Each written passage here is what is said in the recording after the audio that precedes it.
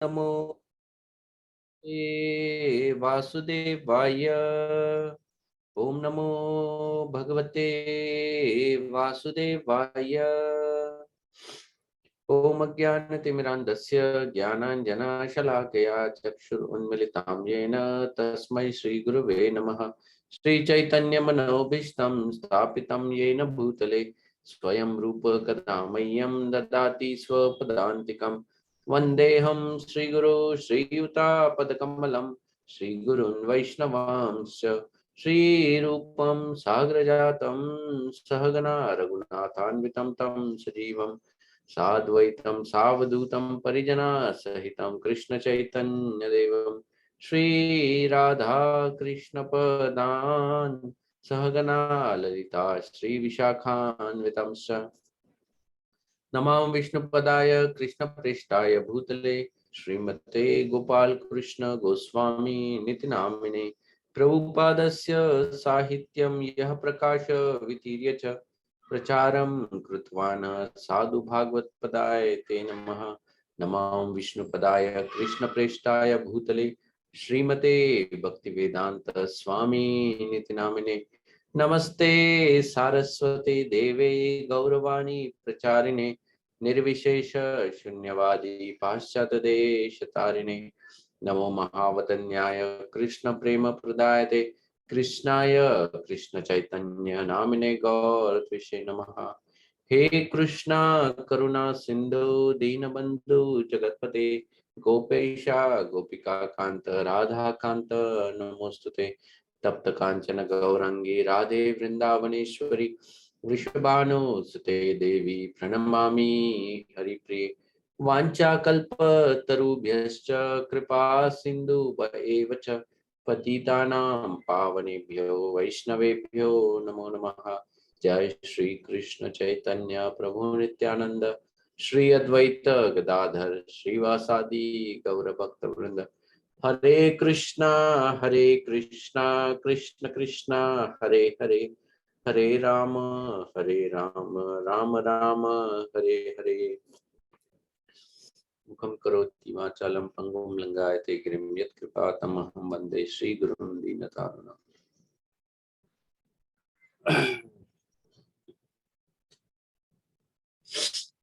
हरे कृष्णा।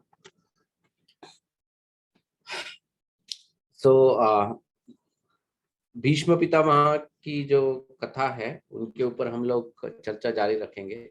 अंतिम पड़ाव है। पिछली बार हमने चर्चा की थी कि किस प्रकार से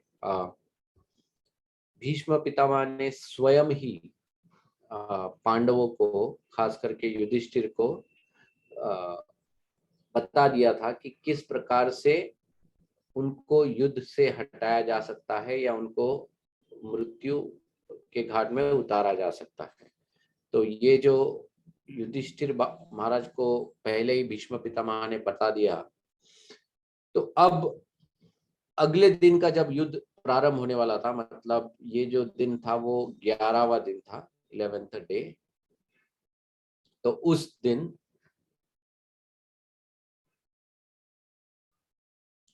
जब दुर्योधन के इस बात के बारे में पता चल गया था, तो दुर्योधन ने अपने जितने भी सेनानी थे उन सबको बताया था कि किसी भी तरह से अर्जुन और शिखंडी को एक साथ आने मत देना। लेकिन जैसे युद्ध प्रारंभ हो गया तो उस दिन अर्जुन ने भी इतनी तीव्रता से युद्ध किया।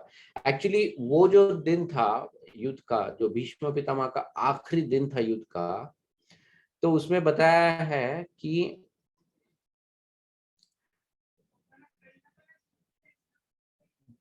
हर रोज भीष्म पितामह दिन में 10,000 योद्धाओं को मारते थे।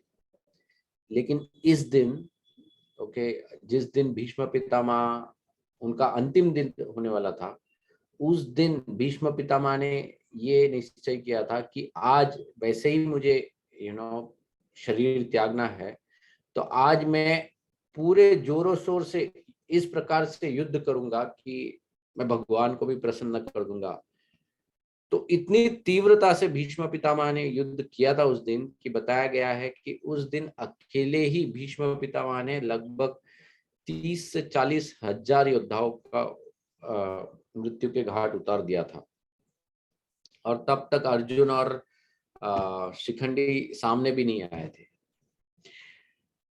उस दिन अर्जुन ने शिखंडी को पहले ही बता दिया था कि आज का जो नियोजना है जिसमें तुमको आगे बढ़ना है, शिखंडी को बताया था। कुछ लोगों की ये धारणा है कि अर्जुन ने शिखंडी को अपने रथ के ऊपर रखा था।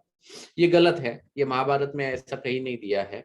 खास करके जो सीरियल में बताते हैं कि अर्जुन रथ पे थे और उनके रथ पर शिखंडी थे, और जब भी भीष्म अर्जुन की ओर बाण तीर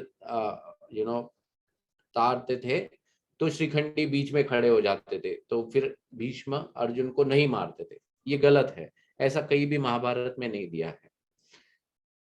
महाभारत में बताया गया है कि अर्जुन और शिखंडी दोनों ही भीष्म के ओर अग्रसर हुए।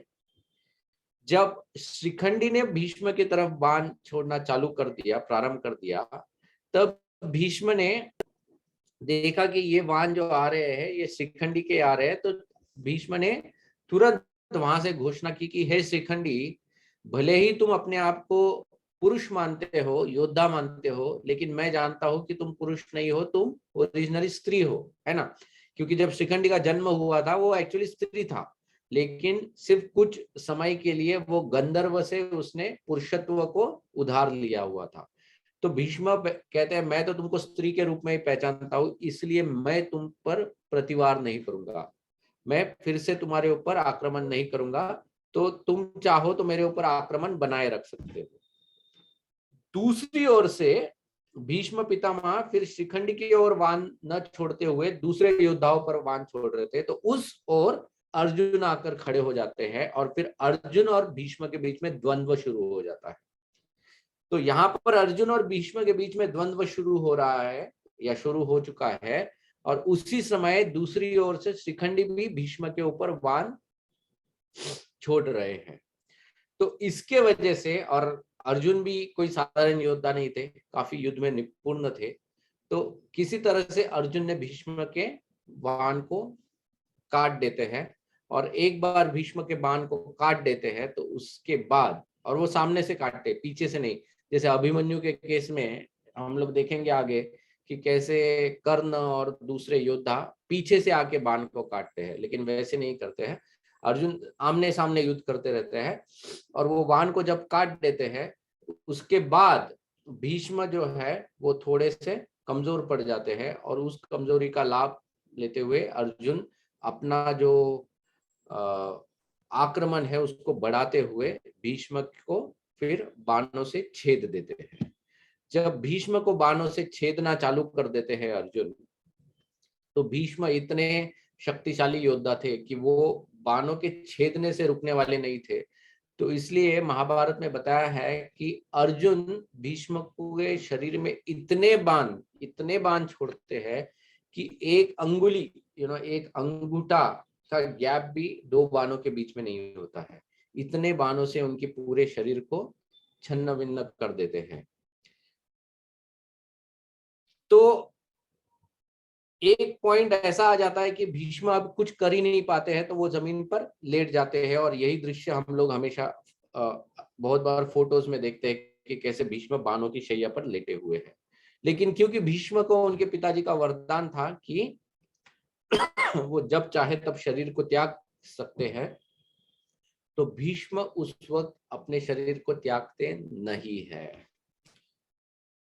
जब भीष्म उनके शरीर को बाणों से पूरी तरह से छिन्न भिन्न कर देते हैं अर्जुन, और भीष्म जब गिर जाते हैं तब आकाश से एक आकाशवाणी होती है, और आकाशवाणी ये कहती है कि अरे ये तो बहुत दुर्दैव की बात है कि भीष्म जैसा महान व्यक्ति, भीष्म जैसा धर्मात्मा, भीष्म जैसा योगी, ये जो व्यक्ति है ये दक्षिणायन के समय में शरीर त्याग रहा है। क्योंकि उस वक्त दक्षिणायन चल रहा था, नो राइट, महाभारत का युद्ध जो था ये गीता जयंती के दिन होता है। गीता जयंती दिसंबर महीने की आखिरी एकादशी आती है, उस वक्त प्रारंभ होती है युद्ध, तब प्रारंभ होता है, लेकिन तब दक्षिणायन चालू रहता है। उत्तरायण कब चालू होता है?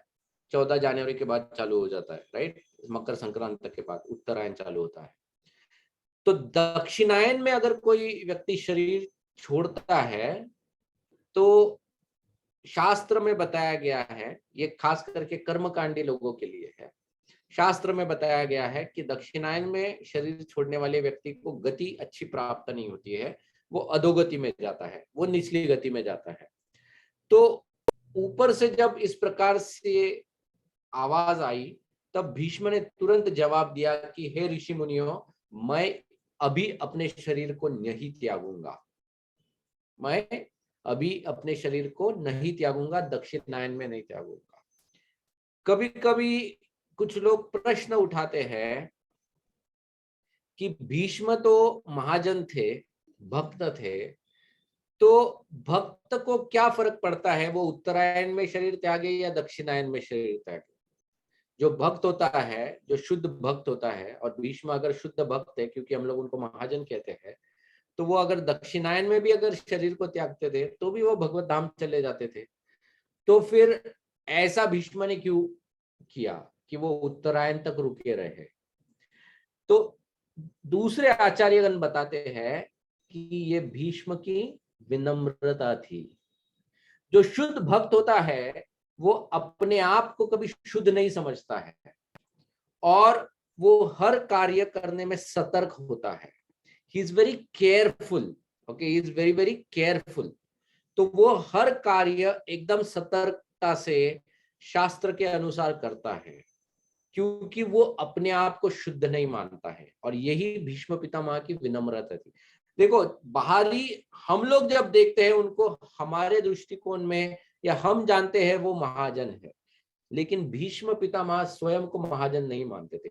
और इसीलिए भीष्म पितामह ने विनम्रतावश ये स्वीकार कर लिया कि हालांकि मुझे इस पीड़ा वेदना में जीना पड़ेगा अगले जितने भी दिन हो, जब तक उत्तरायण चालू नहीं होता है, लेकिन मैं तब तक अपने शरीर में प्राण बनाए रखूंगा जब तक उत्तरायण प्रारंभ नहीं होता है।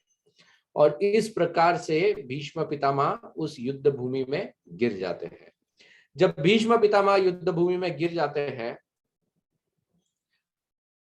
तो मानो जैसे कुछ कवि लोगों ने वर्णन किया है कि मानो आज जो आकाश है वो आज जमीन पर आ गिरा है।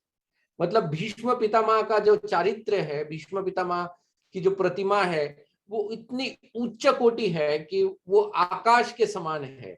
और अगर किसी दिन अगर आकाश ही धरती पर आ गिरता है तो ये कितना बड़ा आघात हो जाता है, ये कितना बड़ा इट्स डिस्ट्रक्शन हो जाता है। तो आज जब भीष्म पितामह गिरे हैं, जो कुरुओं के सर्वश्रेष्ठ है, जो योद्धाओं में सर्वश्रेष्ठ है, जो धर्मात्माओं में सबसे श्रेष्ठ ऐसा व्यक्ति थे, जब आज वही युद्ध भूमि पर गिरे हैं तो तुरंत उस युद्ध भूमि में पूरे युद्ध को उस दिन के लिए समाप्त कर दिया गया। जो शंख था, शंख बजाकर उस युद्ध को समाप्त कर दिया। और जितने भी योद्धा थे, जितने भी वहां पर योद्धा थे, कुरुओं के ओर से और पांडवों के ओर से, सभी लोग आकर भीष्म के चरण में नमन करते हुए उनको उनका आशीर्वाद लेते हुए उस युद्ध भूमि से बाहर निकल जाते हैं। मैं जब ये घटना पढ़ रहा था तो मैं सोच रहा था कि फिर से हम लोग वो अंबा के एपिसोड में जाते हैं, श्रीखंडिया अंबा के एपिसोड में, कि भीष्म को मारना यही अंबा का या श्रीखंडी का ध्येय था। और उस ध्येय को प्राप्त करने के लिए उसने एक नहीं 2 जन्म लिए। मतलब एक अंबा का जन्म था, उस अंबा के जन्म के बाद उसने श्रीखंडी का, मतलब 2 जन्मों तक अपने मन में प्रतिशोध की अग्नि को जलाए रखते हुए उसने अपने जीवन को सिर्फ जलाया था। अब उसके जीवन के अंत में, क्योंकि श्रीखंड भी इस युद्ध में मारा जाता है, उस दिन नहीं लेकिन 18वें दिन मारा जाता है श्रीखंडी भी। लेकिन उस एक तरह से उसका प्रतिशोध पूर्ण हो गया कि उसको भीष्म को मारना था, तो वो प्रतिशोध पूर्ण हो गया। लेकिन अगर हम लोग एक दूसरी दृष्टिकोण से देखें, मतलब एक तीसरे व्यक्ति के दृष्टिकोण से देखें, ओके, श्रीखंडी के दृष्टिकोण से अगर हम लोग देखते हैं तो हाँ, उसका प्रतिशोध पूर्ण हो गया।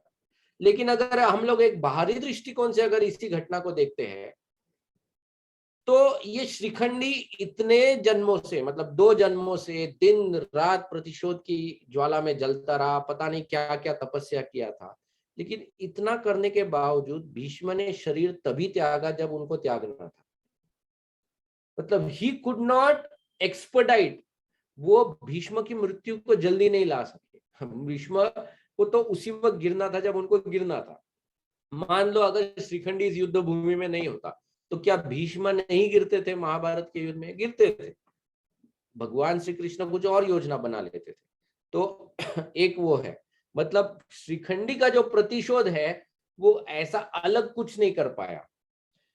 दूसरा दूसरी तरीके से अगर आप देखोगे, जब श्रीखंडी भीष्म के ऊपर वाण चला रहे थे और जब अर्जुन भीष्म के शरीर को भेद रहे थे, तब भीष्म जोर जोर से आशीर्वाद दे रहे थे अर्जुन को, ये कहते हुए कि हे अर्जुन, हे पार्थ, मैं जानता हूं कि मेरे छाती को जो बाण छूकर भेद रहे हैं, ये सिर्फ तुम्हारे बाण है और दूसरा कोई बाण मुझे भेद ही नहीं सकता है। मतलब श्रीखंडी के बाण तो भीष्म को छू भी नहीं रहे थे या भेद भी नहीं रहे थे, वो तो सिर्फ अर्जुन के बाणों ने उनको भेद दिया था। और ऊपर से हो नहीं रहा था, भीष्म ने वो डिक्लेयर भी कर दिया था। मतलब अगर कोई ये सोच रहा है या श्रीखंडी ये क्रेडिट ले रहा है कि मैं उनको मार रहा हूं, तो भीष्म ने कहा नो क्रेडिट, एक्चुअली वो अर्जुन के बाणों से मैं मर रहा हूं।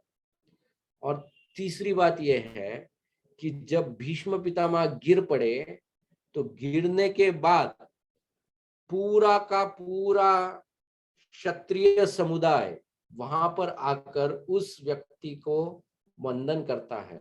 मतलब इमेजिन, अगर मैं किसी के साथ प्रतिशोध ले रहा हूं और वो प्रतिशोध के वजह से वो अभी गिर गया है, अब पूरा समुदाय आकर उनको नमन कर रहा है, तो मुझे किस बात का सेटिस्फैक्शन है? तो एक तरह से अगर हम लोग अंबा के कैरेक्टर को या श्रीखंडी के कैरेक्टर को एक दूसरे दृष्टिकोण से अगर देखेंगे, तो उसके जीवन में हम लोग ये देखते हैं कि प्रतिशोध से पहले भी फ्रस्ट्रेशन था और प्रतिशोध के बाद भी फ्रस्ट्रेशन ही फ्रस्ट्रेशन है, क्योंकि उसके बाद भी भीष्म का इंपॉर्टेंस कहीं कुछ कम नहीं हुआ था। तो इसीलिए ये जो प्रतिशोध है ये इतना घातक होता है।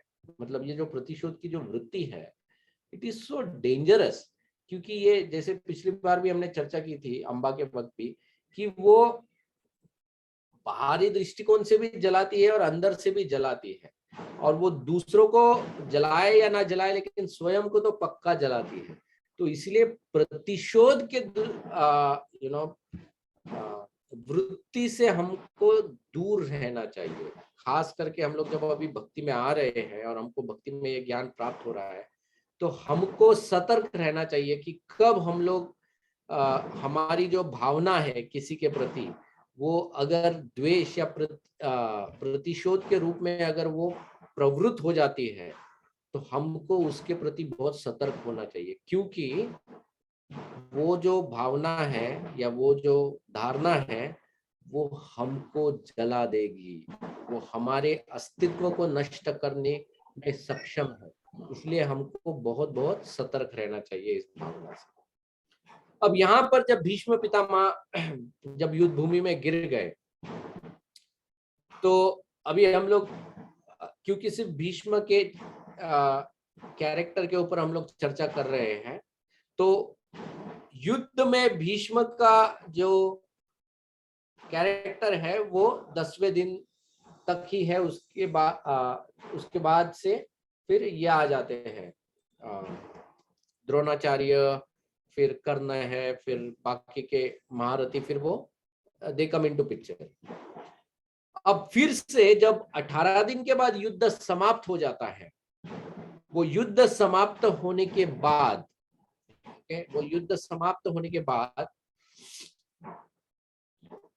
जब दोनों ओर के क्षत्रिय जो योद्धा मारे गए थे उनके ऊपर जब विलाप करते हैं, उनका पिंडदान करते हैं, वो जो पूरी प्रक्रिया प्रारंभ होती है, उस समय युधिष्ठिर महाराज जो है वो डिप्रेशन में चले जाते हैं।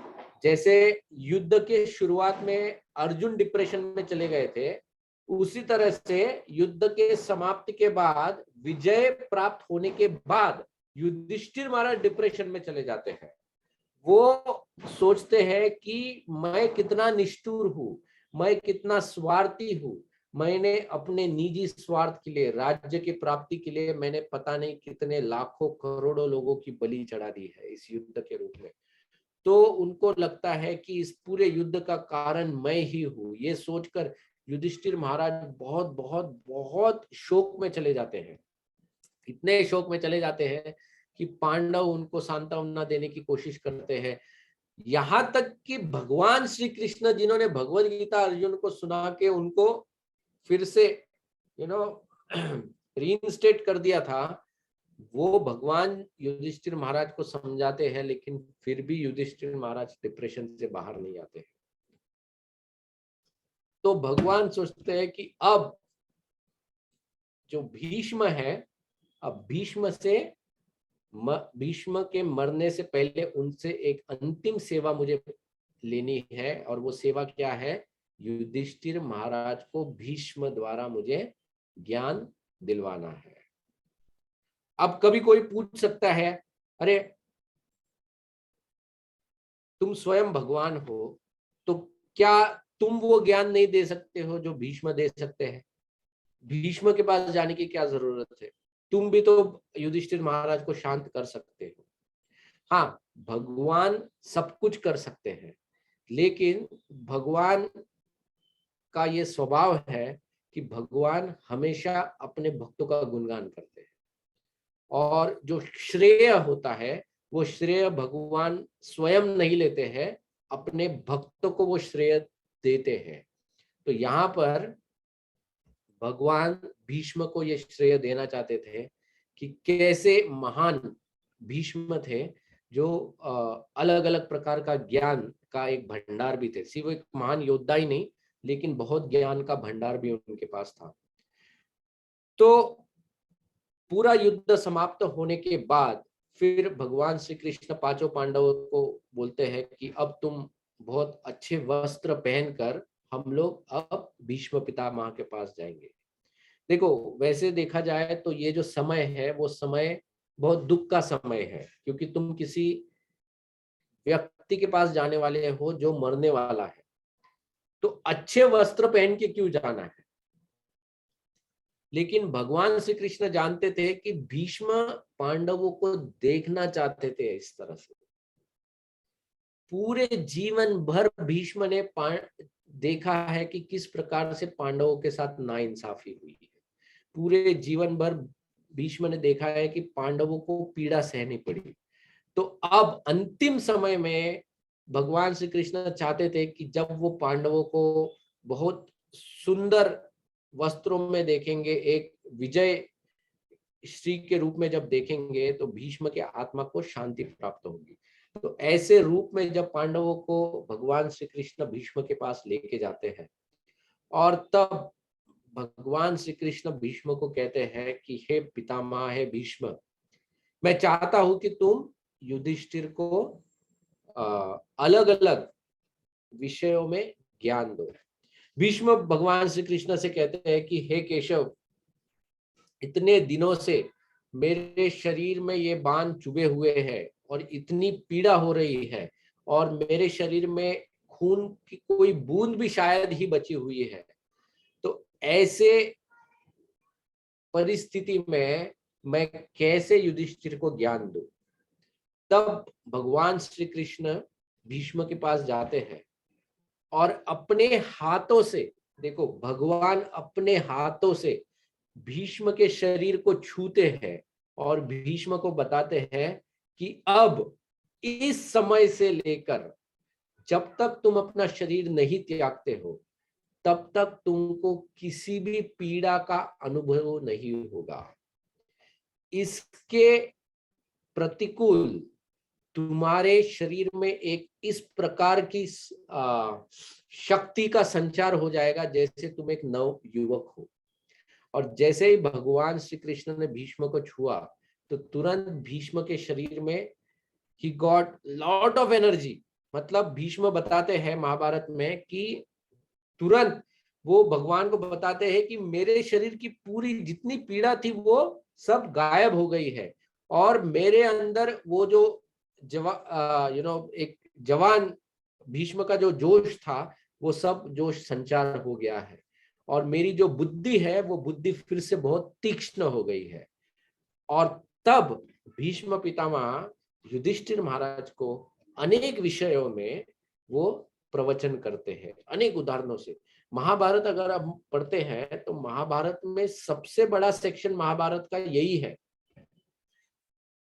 56 डेज 56 दिनों तक भीष्म पितामह ने युधिष्ठिर महाराज को अनेक अलग अलग विषयों के ऊपर ज्ञान दिया और 56 दिनों के बाद जब ये पूरा ज्ञान से युधिष्ठिर महाराज संतुष्ट हो जाते हैं तब भीष्म पितामह शांत हो जाते हैं और तब वो पांडवों से कहते हैं कि अब वो समय आ गया है कि मुझे अब इस शरीर को त्यागना है, तो अब कृपया करके मुझे समाधि लगाने दो। और तब भीष्म पितामह जो है वो अब समाधि लगाते हैं। और समाधि किस पर लगाते हैं? समाधि वो भगवान श्री कृष्ण के ऊपर लगाते हैं। भीष्म पितामह द्वारा जो भगवान श्री कृष्ण के लिए जो प्रार्थनाएं हैं वो श्रीमद् भागवतम में बताई गई है। भीष्म पितामह मृत्यु के समय क्योंकि वो शौर्य रस में थे, ही वाज इन द शिवलरस रसा, तो भीष्म पितामह भगवान की उस छवि को याद कर रहे हैं जो रूप भगवान श्री कृष्ण ने अर्जुन के सारथी बन के किया था। किस प्रकार से भगवान ने अपने मित्र की सहायता के लिए एक सारथी का रूप स्वीकार किया, एक सारथी के रूप में अपने मित्र से आदेश प्राप्त किए, और किस प्रकार से भगवान श्री कृष्ण ने मेरे वचन, मतलब भीष्म कहते हैं कि मेरे भीष्म के वचन की लाज रखने के लिए भगवान ने अपने वचन को तोड़ दिया। मतलब जब भगवान श्री कृष्ण ने उस रथ के पहिए को उठा लिया था भीष्म को मारने के लिए, तो ये जो वर्णन है उस वर्णन को भीष्म पितामह उस समय में याद करते हैं और ऐसे याद करते करते वो अपने शरीर को त्याग देते हैं। तो यही है भीष्म पितामह का ग्लोरियस कैरेक्टर या एक महान चरित्र, कि भीष्म पितामह क्यों महान थे। He was a very very great personality, very great personality. उन्होंने जिस तरह से अपने जीवन को जिया है, और जैसे कहते हैं ना कि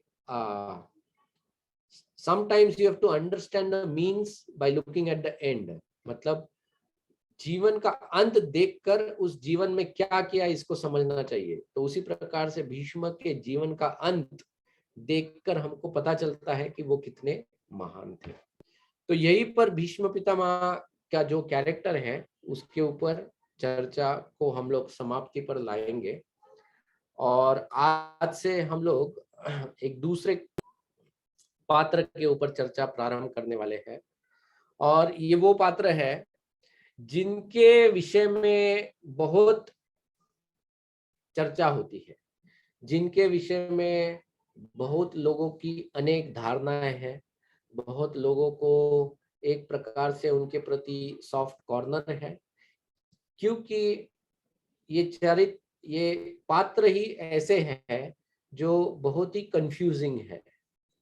इसीलिए इस पात्र को सही तरीके से समझना बहुत आवश्यक है।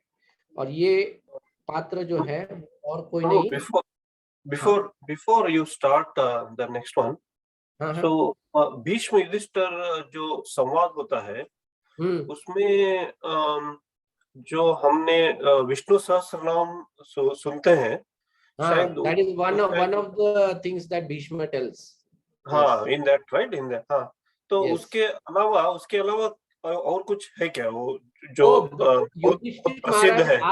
so many topics. युधिष्ठिर महाराज राज धर्म के बारे में बात करते हैं, then he talks about स्त्री धर्म के बारे में बात करते हैं, वर्णाश्रम धर्म के बारे में बात करते हैं.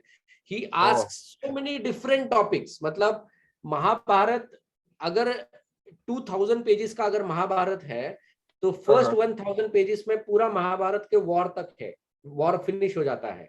And the other 1000 pages are only discussion between Bhishma and Yudhishthir Maharaj. मतलब इतना वास्ट है वो, इतना वास्ट है. It is huge. And Bhishma Pitamah अलग अलग इतिहास, अलग अलग पुराणों से he gives instances and examples and so many things are mentioned actually. I mean it's huge. मैंने भी उस पूरे सेक्शन को पूरा नहीं पढ़ा है frankly speaking. इतना वास्ट है. Yeah, it's very. भागवतम भी में आता है क्या? ओनली भागवतम में नहीं है, भागवतम में वो मेंशन नहीं है. धन्यवाद. ओके. सो ये जो अगले पात्र जो है इनके ऊपर जिनकी हम लोग चर्चा करने वाले हैं वो है कर्ण. ओके. सो कर्ण एक ऐसा पात्र है जिसके ऊपर सभी लोग बहुत उत्सुक होते हैं, क्योंकि लोगों की मिश्रित भावनाएं हैं कि कर्ण अच्छे थे, बुरे थे, अच्छे और बुरे दोनों थे, सिर्फ अच्छे थे, या जो भी है तो हम लोग अलग अलग दृष्टिकोण से कर्ण के ऊपर चर्चा करेंगे. तो आज जो है, आज हम लोग कर्ण के पिछले जन्म के ऊपर चर्चा करने वाले हैं कि कर्ण उनके पिछले जन्म में कौन थे. ओके, उसके ऊपर चर्चा करेंगे. और ये कर्ण की जो श्रृंखला है ये कुछ हफ्तों तक चलेगी, लेकिन आज हमारा जो फोकस होगा वो उनके पिछले जन्म के ऊपर होगा. ठीक है. तो महाभारत में जैसे हम लोग जानते हैं, एंड सिर्फ महाभारत में ही नहीं, एवरीवन हैज अ पास्ट. हम लोगों का भी एक पास्ट है. ओके, जो हम लोग नहीं जानते हैं. ओके. महाभारत के जो पात्र हैं उनका भी पास्ट है जो हम लोग जानते हैं. कैसे जानते हैं? क्योंकि व्यासदेव जी ने बताया है, वरना हम भी नहीं जानते थे. लेकिन व्यासदेव जी ने क्योंकि महाभारत में ही इसको बताया है तो अभी हम लोग जानते हैं उसके बारे में. जैसे भीष्म पितामह के पूर्व जन्म के बारे में हमने चर्चा की थी कि किस प्रकार से वो एक वसु थे, 8 वसुओं में से एक वसु वो थे. विदुर की जब हम लोग चर्चा करेंगे तब पता चलेगा कि कैसे विदुर जो थे वो यमराज थे उनके पिछले जन्म में. तो उसी प्रकार से कर्ण जो है, कर्ण का जो पिछला जन्म है तो वो बताया गया है कि कर्ण पिछले जन्म में एक बहुत बड़े असुर थे और उनका नाम था दुर्दम. दुर्दम नाम का एक राक्षस था. ओके. ये राक्षस जो था वो हर राक्षस की तरह वो भी IIT IIM में जाके तपस्या करने गया था. मतलब बहुत कठोर तपस्या की उसने, और बहुत कठोर तपस्या करने के पश्चात उसको भी ब्रह्मा जी को वो प्रसन्न करते हैं. ब्रह्मा जी को प्रसन्न करने के पश्चात वो भी बाकियों की तरह वही चीज मांगते हैं, जो हिरण्यकशिपु ने मांगी, जो रावण ने मांगी, जो कंस ने मांगी थी. लेकिन इन तीनों में से किसी को प्राप्त नहीं हुई. यही दुर्दम ने भी मांगी. उसने कहा कि मुझे अमर बना दो.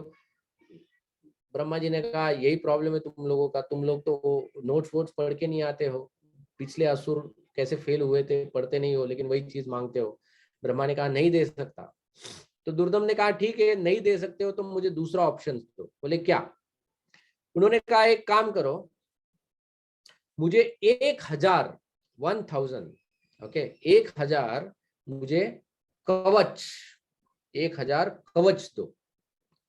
और ये कवच ऐसे होने चाहिए कि जब तक ये कवच मेरे ऊपर है तब तक मेरी मृत्यु नहीं होनी चाहिए.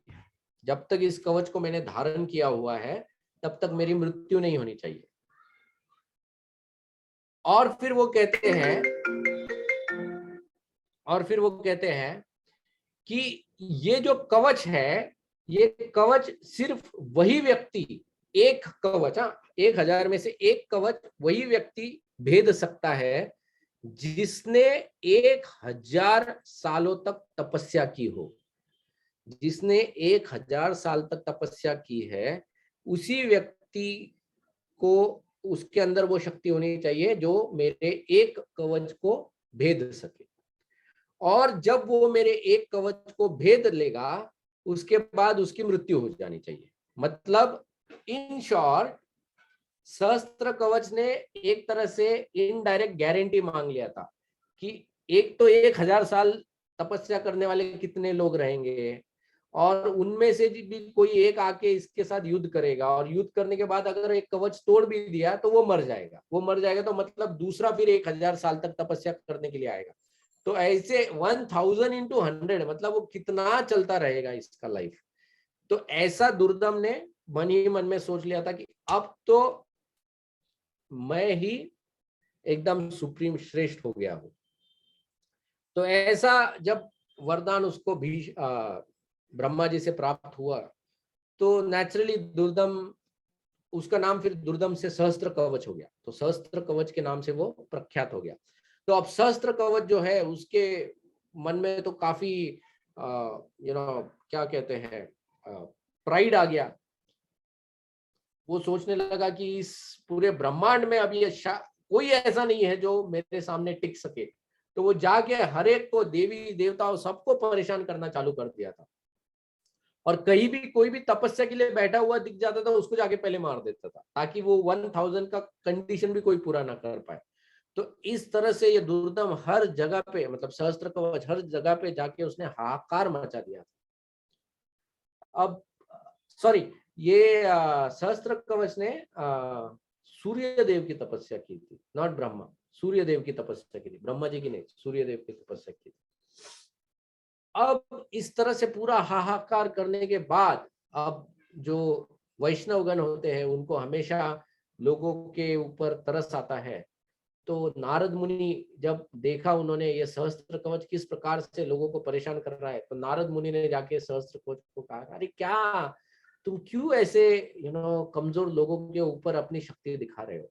तुमको अगर सच में शक्ति दिखानी है तो जाओ बद्रिका आश्रम में, वहां पर 2 पुरुष है, एक नर और एक नारायण, जाकर उनके साथ युद्ध करो। मुझे नहीं लगता तुम उनके साथ जीत पाओगे।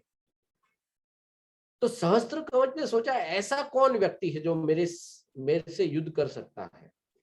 तो सहस्त्र कवच जा पहुंचता है बद्रिका आश्रम में। और जब बद्रिका आश्रम में सहस्त्र कवच पहुंचा, तब उसने नर नारायण ऋषि को युद्ध के लिए ललकारा। ओके, उसने सोचा ये 2 ऋषि मेरा क्या बिगाड़ लेंगे। अब सहस्त्र कवच ये नहीं जानता था कि बद्रिका आश्रम ये एक ऐसा स्थान है जहां पर एक दिन की तपस्या का फल 1000 साल की तपस्या के बराबर प्राप्त होता है। 1 day of तपस्या in Badrika Ashram is equivalent to 1000 years of तपस्या। ये सहस्त्र कवच को नहीं पता था, क्योंकि इतिहास पढ़ा नहीं था ना उसने, शास्त्र नहीं पढ़ा था उसने। तो पहले नर आ गया युद्ध करने के लिए, उसने तो पहले ही तपस्या कर ली थी, तो उसने एक कवच को भेद दिया। कवच को भेदने के पश्चात नर फॉर मोमेंट वो मर गया। मरने के बाद शाम को जो नारायण थे वो अपनी संजीवनी विद्या है, वो संजीवनी विद्या से उनको जीवित करते हैं। संजीवनी विद्या से जीवित करने के बाद दूसरे दिन नारायण युद्ध के लिए आते हैं और नर तपस्या के लिए बैठ जाते हैं। तो इधर नर तपस्या करते हैं, नारायण युद्ध करते हैं, नारायण दूसरे कवच को भेद देते हैं। उस दिन उनकी मृत्यु हो जाती है, तो नर जो है, नर उनको संजीवनी विद्या से जीवित करता है। अब देखो, नारायण की मृत्यु हो नहीं सकती है, नर की भी मृत्यु हो नहीं सकती है, लेकिन क्योंकि जो देवी देवता है उनके जो वरदान है, वो वरदान का मान रखने के लिए ये नर नारायण लीला करते हैं। They play according to the rules, वो रूल्स को ब्रेक नहीं करते हैं। तो एक दिन नर तपस्या करता था, नारायण युद्ध करता था, दूसरे दिन नारायण तपस्या करते थे, नर युद्ध करते थे, और ऐसे ये श्रृंखला चलती रही। और ये जो सहस्त्र कवच है, ये इतना कंफ्यूज हो चुका था, इसको समझ में ही नहीं आ रहा था कि हो क्या रहा है यहाँ पर। और इसको समझते समझते इसको पता चल गया कि मेरे 999 जो कवच है वो नष्ट हो चुके हैं। एक आखिरी कवच उसका बचा हुआ था। तब इसको पता चल गया कि अरे ये दोनों कुछ गड़बड़ कर रहे हैं। वो उधर से भाग निकला। जब ये वहां से भाग निकला सहस्त्र कवच, तो नर नारायण उसके पीछे उसको मारने के लिए दौड़े। जब वो उसका पीछा कर रहे थे तो ये सहस्त्र कवच जाकर उसने फिर से सूर्य देव की शरण ले ली। और सूर्य देव की जब उसने शरण ले ली, और जब नर नारायण ऋषि वहां पर पहुंचते हैं और वो सूर्य देव से कहते हैं कि तुम उसको हम हमारे स्वाधीन कर दो, हम लोग उसको मार देंगे, तो तब सूर्य देव कहते हैं कि हे भगवान, अभी इसने मेरी शरण ली है, तो कृपया करके अभी आप इसका वध मत कीजिए। जब सही समय आएगा तब मैं इसको फिर से भेज दूंगा और तब आप इसको मार दीजिए। तो वही नर नारायण ऋषि जो है वो महाभारत में, मतलब द्वापर युग में भगवान श्री कृष्ण और अर्जुन के रूप में आते हैं, जिसका वर्णन भीष्म पितामह ने भी किया था जब वो दुर्योधन को वो कथा बताते हैं। तो वही नर नारायण ऋषि उस वक्त आए थे। और ये ही सहस्त्र कवच, जो एक ही कवच बचा हुआ था उसके पास, वो सूर्य के पुत्र के रूप में, क्योंकि सूर्य देव से आना था उसको, तो सूर्य के पुत्र के रूप में कुंती के गर्भ में ये कर्ण आ जाते हैं। ये वही दुर्दम राक्षस था जो कुंती के गर्भ से जन्म लेता है सूर्य द्वारा, और जिसका वध नर द्वारा हो जाता है और नारायण की सहायता से होता है। So this is the past of Karna. ये कर्ण के पिछले जन्म की कथा है। ओके, कि कर्ण पिछले जन्म में कौन था और कर्ण के पास ये कवच कहां से आया। अभी तक कितने तो भी देवी देवताओं ने जन्म दिए हैं, लेकिन यही एक अलग बच्चा कैसे था जो कवच के साथ आ गया। बाकियों के पास कभी कवच नहीं आया, इसके पास कहां से आ गया। वो कवच का हिस्ट्री है, और वो हिस्ट्री ये है, सहस्त्र कवच जो एक कवच बचा था वो भेज दिया था सूर्य नारायण ने, वो कवच के साथ ही इसको भेज दिया। ठीक है, तो जब कर्ण के रूप में आया तो वो कर्ण भूल गया वो पिछले जन्म में कौन था। जैसे हम लोग भूल गए हैं कि हमारे पिछले जन्म में हम कौन थे वगैरह, तो कर्ण भी भूल चुका था, उसको नहीं पता था कि वो कौन था पिछले जन्म में। अब ये जो कथाएं हैं जब हम लोग सुनते हैं तो इसका मर्म क्या है, कि कर्ण का पिछला जन्म, भीष्म का पिछला जन्म, विदुर का पिछला जन्म, गंगा जब आती है उसका पिछला जन्म, शंतनु जब आए उनका पिछला जन्म। तो ये बार बार हम लोग जो पिछले जन्म के बारे में चर्चा करते हैं, तो इसका मर्म क्या है। ओके, तो इसका मर्म ये है कि हमको हमारा जो दृष्टिकोण है प्रसंगों को देखने का, या किसी भी घटना को देखने का जो दृष्टिकोण है, उस दृष्टिकोण को बदलना बहुत आवश्यक है। अधिकांश बार हम लोग घटना को सामने जिस तरह से वो हो रही है उसी को देखकर निष्कर्ष बना लेते हैं, और उस निष्कर्ष के ऊपर हम लोग अपनी श्रद्धा डाल देते हैं। लेकिन घटना के आगे पीछे क्या है उसको समझे बगैर उस घटना के ऊपर निष्कर्ष करना ये गलत बात होगी। जैसे उदाहरण अगर दिया जाए, अगर मान लो कोई कैदी है और इस कैदी ने कुछ भयंकर अपराध किए हैं, मर्डर किया है, किडनैपिंग की है, बहुत भयंकर अपराध किया है, और उस कैदी को पुलिस लोग पकड़कर कटघरे में लाकर कोर्ट में जज के सामने पेश करते हैं। तो जज जब वहां पर बैठा है तो जज देखता है कि कैदी जब कोर्ट में आया है, जज ने इससे पहले कैदी को नहीं देखा था, आज पहली बार ही जज कैदी को देख रहा है। तो जज ने देखा कि जब कैदी वो पुलिस की वैन से उतर रहा था तब कैदी ने देखा कि 2-4 भिखारी लोग वहां पर थे, तो कैदी ने तुरंत अपने गले से उसके पास जो भी सोने चांदी का चेन था वो तोड़ के दान में उनको दे दिया। ओके, वो जो भी लोग भिखारी लोग थे या पीड़ित लोग थे उधर, उनको दे दिया। फिर जो बुजुर्ग लोग थे वो कैदी उनको नमस्कार कर रहा था, उनका वंदन कर रहा था, उनके पैर पड़ रहा था। तो इस प्रकार से बहुत ही अच्छा बर्ताव करते हुए वो कैदी उस कटघरे तक पहुंचता है जज के सामने, और जज के सामने आने के बाद भी बहुत विनम्रता की बात करते हुए बहुत अच्छी अच्छी बातें करता है। तो जज सोचता है कि ये जो व्यक्ति है, मैं देख रहा हूं ये तो कितना दानशूर है, ये तो कितना बड़े बुजुर्गों का सम्मान कर रहा है, ये सबके प्रति कितना अच्छा बर्ताव कर रहा है, तो ये कैदी कैसे हो सकता है, या ये पापी कैसे हो सकता है, नहीं ये गलत है। तो जज ये बोल सकता है कि अरे ये तो पापी है ही नहीं, तो पुलिस बोल सकते हैं अरे कि नहीं नहीं, इसकी लीला अब मत देखो तुम, ये तो बहुत बड़ा बदमाश है, पहले इसने जो बदमाशियां की है उसको तुम समझो। लेकिन जज बोल सकता है नहीं नहीं नहीं, क्या तुम बात बदमाशियां, मैंने तो नहीं देखा ये सब बदमाशियां, मैं तो देख रहा हूँ इसको, कब से देख रहा हूँ, कितना अच्छा बर्ताव किए जा रहा है वो। ओके, तो ये जो दृष्टिकोण है, ये दृष्टिकोण को बदलना बहुत आवश्यक है।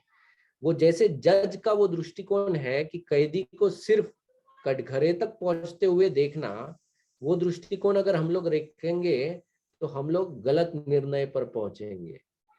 लेकिन अगर एक सही जज के जैसा कि हाँ मुझे अभी इसका पूरा पिछला चिट्ठा पढ़ाओ, तुम क्या है, प्रूफ के साथ मुझे बताओ, और उसके ऊपर सिर्फ वो अब क्या कर रहा है उसके ऊपर नहीं, लेकिन इसने क्या किया है और क्यों किया है, और वो सब समझकर जब वो किसी निर्णय पर पहुंचते हैं, वो दृष्टिकोण सही बताया जाएगा। तो उसी तरह से हम लोग भी जब घटनाएं के देखते हैं, या देखना चलो छोड़ दो, हमारे जीवन में भी जब हम लोग घटनाओं को महसूस करते हैं, खास करके क्योंकि प्रैक्टिकल एप्लीकेशन है ना, कि हम हमारे जीवन में परिवर्तन कैसे आए, तो हमारे जीवन में भी जब कुछ अच्छा या बुरा होता है, तो हमको भी ये दृष्टिकोण रखना चाहिए कि मेरा भी एक पास्ट है। हमारे जीवन में जो भी घटनाएं होती है, जिसमें अनेक प्रसंग होते हैं अच्छे या बुरे, अनेक लोग होते हैं अच्छे या बुरे, लेकिन इन सब प्रसंग और लोगों से हमारा कुछ ना कुछ रिश्ता जरूर होता है, इस जन्म का या पिछले जन्म का या उसले पिछले जन्म का। और हमको जो कुछ भी प्राप्त होता है वो हमारे ही कर्मों के अनुसार प्राप्त होता है। ये दृष्टिकोण अगर हम लोग बनाए रखेंगे तो हम लोग जो है वो एक समतोल निर्णय पर पहुंचेंगे। फिर जैसे श्रीखंडी ने भीष्म के प्रति एक प्रतिशोध की भावना बनाए रखी और अपने खुद के जीवन को नष्ट कर दिया। भीष्म के जीवन को तो वो कुछ नहीं कर पाया, actually he could not destroy Bhishma, उसने अपने ही जीवन को नष्ट कर दिया। उसी तरह से हम लोग अपने जीवन को नष्ट नहीं करेंगे, क्योंकि हम लोग जो जीवन को देखने का जो ये जो प्रसंगों को देखने का जो दृष्टिकोण है, इस दृष्टिकोण को हम लोग अगर सही बनाएंगे या सही तरीके से अगर हम लोग समझेंगे, तो हम लोग एक सही निर्णय पर पहुंच जाएंगे। अब ये कहना बहुत कठिन है, कोई पूछ सकता है अब मेरे जीवन में मुझे ये व्यक्ति ने ऐसे ऐसे परेशान किया, अब मुझे तुम बताओ कि मैंने इसके साथ ऐसा क्या किया था कि जी ये, अब ये मैं नहीं बता सकता अनफॉर्चुनेटली, क्योंकि मैं ब्रह्मा नहीं हूं, या मैं कोई त्रिकालदर्शी नहीं हूं, और ना तुम त्रिकालदर्शी हो। ओके, तो ये कहना या ये अब बताना बहुत कठिन है। शायद अगर तुम किसी महान धाम में चले जाओ और वहां पर तुमको कोई विख्यात साधु कोई मिल जाए, तो वो शायद तुमको बता भी दे कि क्या गड़बड़ थी, लेकिन अब हम नहीं बता सकते कि क्या हुआ था। लेकिन ये जरूर बता सकते हैं कि हमको हमारे जीवन में जो भी प्राप्त होता है वो हमारे पिछले कर्मों के फलों से ही प्राप्त होता है।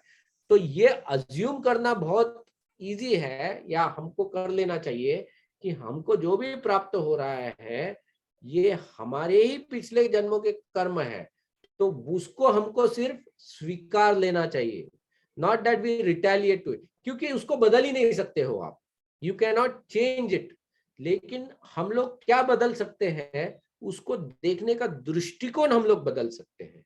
और वो दृष्टिकोण बदलना इसलिए महत्वपूर्ण है क्योंकि उस दृष्टिकोण को बदलने से मेरे जीवन में शांति प्राप्त होगी, और मैं जीवन में सही निर्णय ले पाऊंगा। और इसीलिए उस दृष्टिकोण को बदलना बहुत आवश्यक है।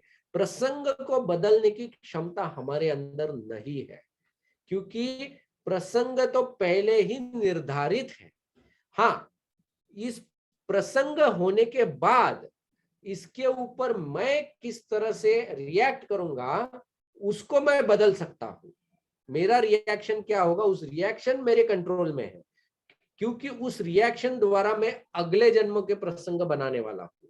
तो इस तरह से मेरी अगली डेस्टिनी को मैं बदल सकता हूं। लेकिन जो बने हुए प्रसंग है उनको मैं बदलने में सक्षम नहीं हूं।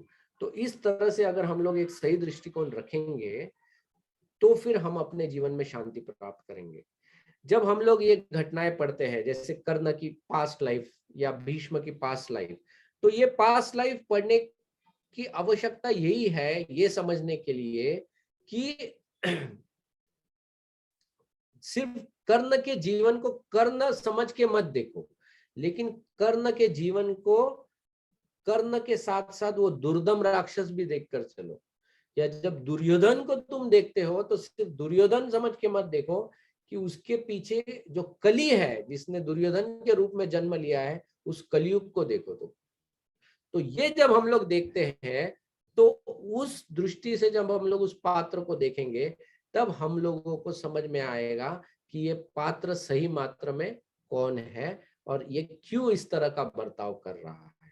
ठीक है, तो इसीलिए ये पात्रों को, इन पात्रों का जो इतिहास है, ये इतिहास समझना बहुत आवश्यक है। तो आज हमने कर्ण के पिछले जन्म के बारे में चर्चा की है और अगले शुक्रवार से हम लोग फिर बाकी कर्ण से जुड़े हुए जितने भी प्रसंग है, मतलब उनके जन्म से लेके उनके शिक्षण और फिर उनकी दुर्योधन के साथ मित्रता, फिर द्यूत में द्रौपदी का अपमान, फिर अभिमन्यु का वध, ऐसे अनेक प्रसंग है कर्ण और कर्ण की मृत्यु, जो बहुत ही कंट्रोवर्शियल है। तो ये सब प्रसंगों के ऊपर हम लोग फिर एक एक करके डिटेल में चर्चा करेंगे। हरे कृष्ण। तो आज के सत्र को यही विराम देंगे। किसी को कोई प्रश्न है जो हमने चर्चा की उसके ऊपर?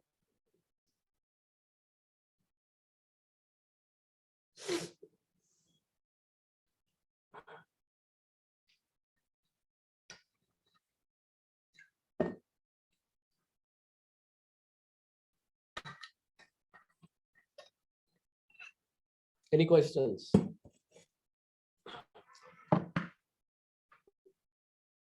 बाय द वे एक चीज मैं बताना चाहता हूँ कि खास करके जो लोग मराठी है, महाराष्ट्र में काफी लोग जो है वो मृत्युंजय नाम की एक कादम्बरी है जो शिवाजी सावंत ने कर्ण के ऊपर लिखी हुई है।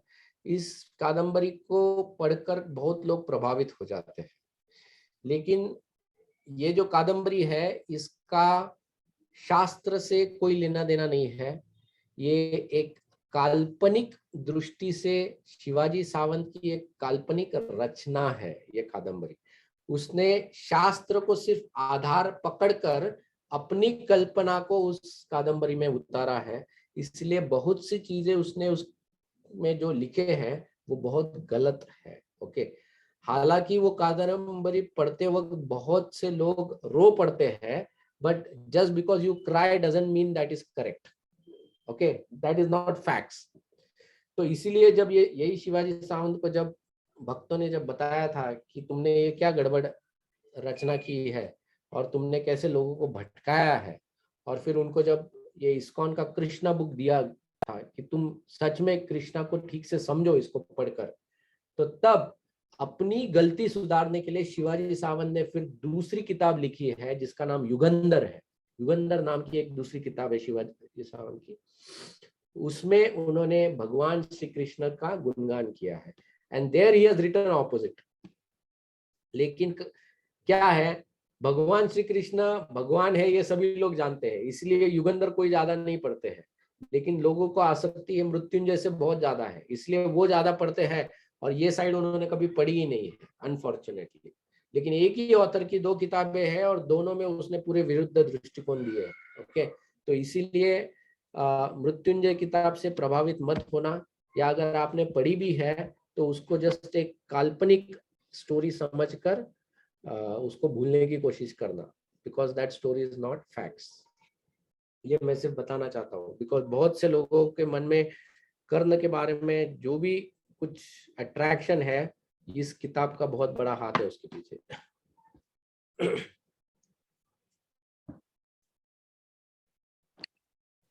प्रणाम दंडवत प्रभु जी, ये करेक्ट है Yes, क्योंकि Mrityunjay was very very famous and everybody in fact I think everyone from Maharashtra educated people have read it. Yes. read it and वो आज तक हमको भी लग रहा था कि वो वही करेक्ट है, you know that.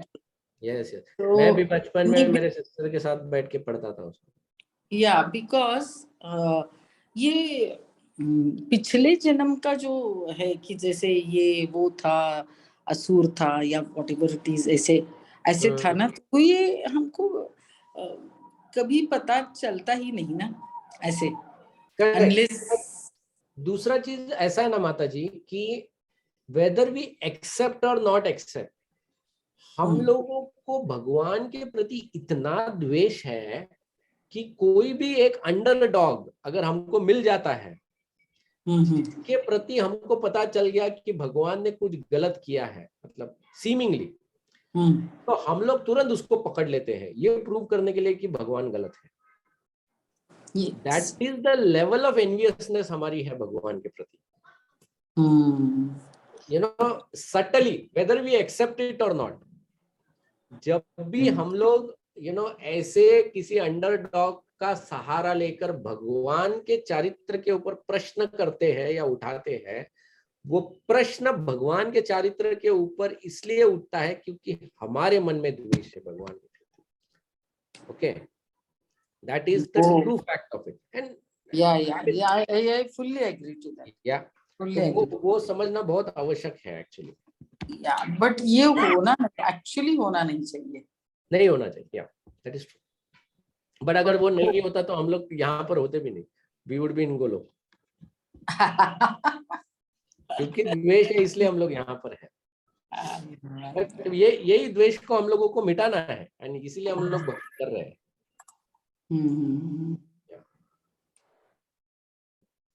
ये तो ऐसे भी होता है ना कि जैसे पेरेंट्स के जो सबसे क्लोज होता है, अब जब सबसे क्लोज होता है और वो अगर बहुत पॉपुलर हो या फेमस हो या उसको सक्सेस बहुत आता है, बहुत अपने अपने लोग भी उससे जेलस होते हैं, isn't it? Yeah, that is also true. That is also true कि पांडव तो ग्रेट है, ये सब लोग जानते हैं, तो उनको और एक कोई कैरेक्टर चाहिए जो you know they will say he was better than Arjun ना, फिर इसको पकड़ लिया। हरे कृष्ण। कर्नाटक में भी एक ज्ञानपीठ प्रशस्ति मिला है, वो बड़ा कवि था, तो he also wrote one ग्रंथ where he has admired qualities of Duryodhan. या अरे दुर्योधन का तो एक मंदिर भी है नॉर्थ में। हाँ, नॉर्थ में एक टेम्पल है दुर्योधन का। जब दुर्योधन को जो पांच उपपांडवों को जो मार के आता है, हाँ, तो तब वो रोदन करता है, तो तब का he has glorified that one actually, like that some other instances like how मैं वही बोला ना कि चोर जब हत्या वगैरह करके कोर्ट में आता है, कोर्ट में 4 लोगों के पैर जब पड़ता है तो लोग उसी वही देख रहे हैं कि 4 लोगों के पैर पड़ा है, उससे पहले कितनों को मारा है ये नहीं देख रहे। दैट इज द दृष्टिकोण। पास्ट हमको पता नहीं है, पास्ट पता नहीं है। हाँ, it's like that. And also I think some people to become famous, अगर आप कृष्णा के बारे में अच्छे बताए तो सब लोग बताए, तो they just want to make become famous, so they write something, so then people go there to see, okay, yeah, ऐसे लिखा है कोई। correct. Yeah, people also want to see something different. right, and controversial खास करके। controversy, yeah.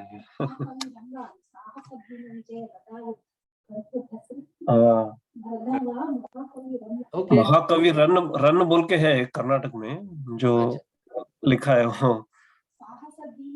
साहस भीम विजय उसका ग्रंथ का नाम, साहस भीम विजय। उसमें एक्चुअली हम लोगों को एज डिवोटीज ना ये सब ग्रंथों से दूर रहना चाहिए। ओके हाँ, क्योंकि क्या है ये सब जो ग्रंथ होते हैं ये एक जहर के समान होता है। ओके और भले ही हम लोग अपने आप को भक्त मानते हैं और भले ही हम लोग कितना भी हम लोग कहे कि नहीं मेरी तो भगवान के ऊपर पूरी श्रद्धा है, अभी मुझे तो पता है भगवान सही है, लेकिन फिर भी मैं जस्ट समझने के लिए पढ़ लूं कि ये क्या बोल रहा है। तो जैसे कि कितने भी हम लोग क्लीन क्यों ना हो, लेकिन अगर जहर को टच करोगे तो वो जहर का थोड़ा तो प्रभाव हो ही जाता है। तो इसीलिए हम लोगों को जहर से दूर रहना चाहिए। तो ये जो ऐसे शास्त्र तो नहीं कह सकते हम लोग, लेकिन ऐसी जो ग्रंथ या किताबें होती है ये जहर के समान कार्य करती है। और हम लोग भगवान शिव के जैसे नहीं है कि जहर को कंठ में धारण करके बैठ सके शांति से। Okay we are not lord Shivas. तो इसीलिए हम लोगों को अपनी भक्ति टिकाए या बचाए रखने के लिए ऐसे ग्रंथों से दूर रहना चाहिए। We should stay away from it. आप ऐसे बोलते हैं तो how can we react to the other ग्रंथ्स like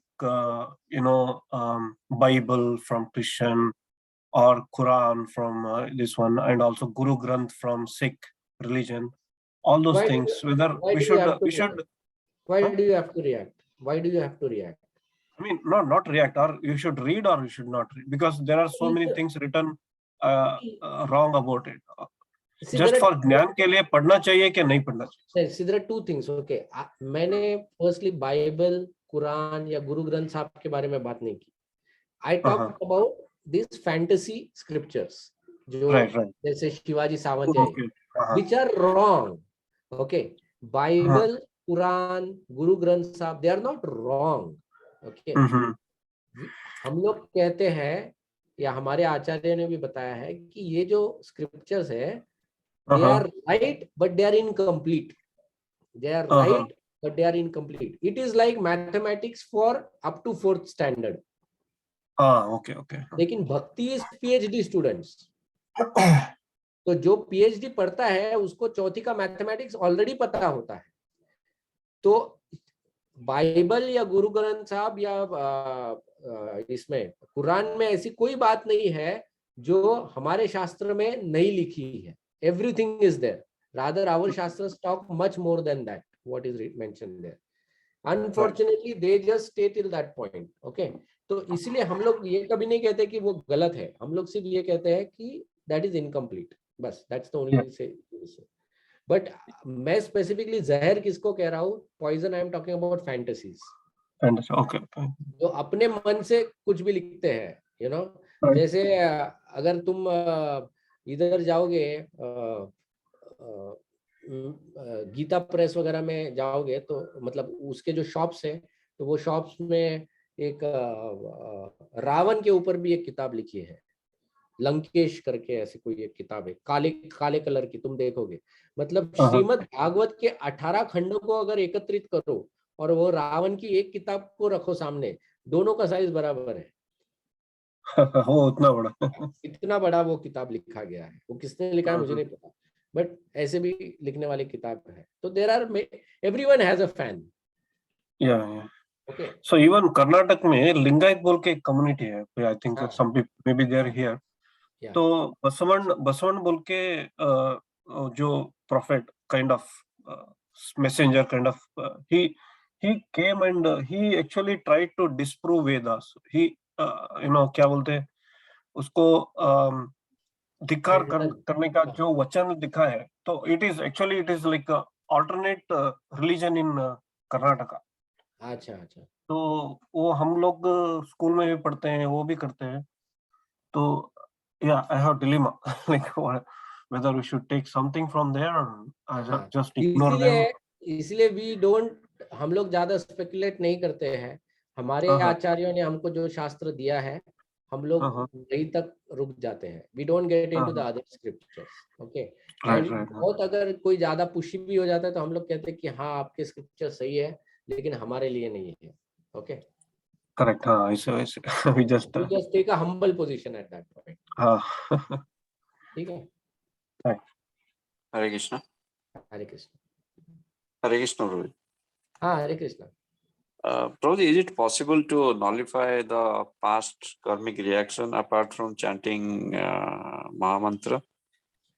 Other than bhakti, there is no other way you can destroy your past karmic reactions. Karmani nirdahati kintu cha bhaktim bhajam. भक्ति is the only way जिसके द्वारा तुम अपने पिछले कर्मों का विनाश कर सकते हो, उसके अलावा और दूसरा कोई तरीका नहीं है। Okay. I mean, chanting holy name, apart from that, reading Bhagavatam, Bhagavad Gita. भक्ति का कोई भी अंग ले सकते हो, इट इज या भक्ति का कोई भी अंग ले लो आप, श्रवणम कीर्तनम विष्णु स्मरणम पाद सेवनम अर्चनम वंदनम साक्ष्यम दास्यम आत्मनिवेदनम, whichever you can do.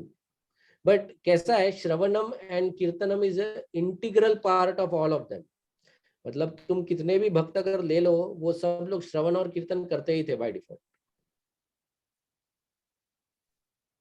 Okay okay, या तो भक्ति का कोई भी अंग अगर तुम करो तो उसमें वो क्षमता है कि वो तुम्हारे सब कर्मों का विनाश कर सकता है। ओके, थैंक यू प्रभु जी। यस।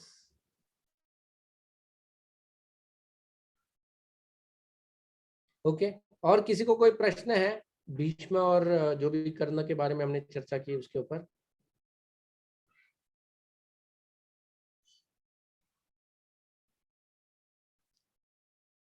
ठीक है, तो हम लोग फिर यहीं पर विराम करेंगे और अगले शुक्रवार को फिर हम लोग कंटिन्यू करेंगे। Hare Krishna. Thank you everyone. Hari बोल। हरे कृष्ण। हरे कृष्ण प्रभु जी। हरे कृष्ण।